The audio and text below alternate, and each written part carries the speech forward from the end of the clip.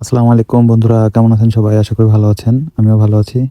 তো আজকে আমাদের ছোটখাটো একটা ট্যুর আপনাদের সকলের প্রিয় সতেজেগ্র নিয়ে। তো আমার বন্ধু মহলের বেশ কয়েকজনে আমাদের গত পূর্বে যে ভিডিও সেটা দেখে অনেক এক্সাইটেড এবং আমাকে নক করছিল, বন্ধু তোমার প্রজেক্টে কবে যাব।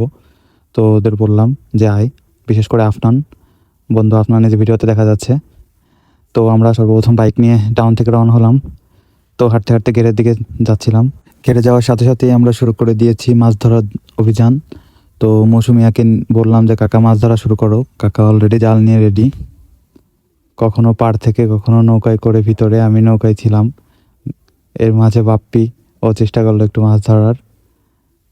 ওরা বেশ কয়েকজনই গিয়েছিল, প্রায় 5-6 জন।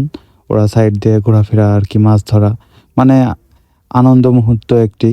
এর মাঝে আমাদের যে আমার ঘেরের মিনি বিড়াল, সে ছিল আমাদের সাথে।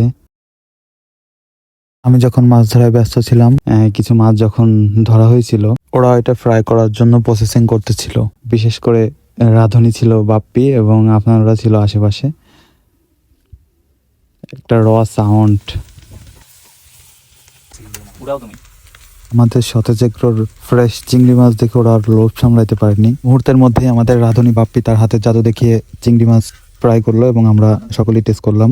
আলহামদুলিল্লাহ, অতুলনীয় স্বাদ। তো ঘোরাফেরা খাওয়া দাওয়া শেষে আজকে আমাদের সতেজেগ্রোর অভিযান এখানেই শেষ করে আমরা বাড়ির দিকে রওনা করছি। সকলে ভালো থাকবেন, সুস্থ থাকবেন। আসসালামু আলাইকুম।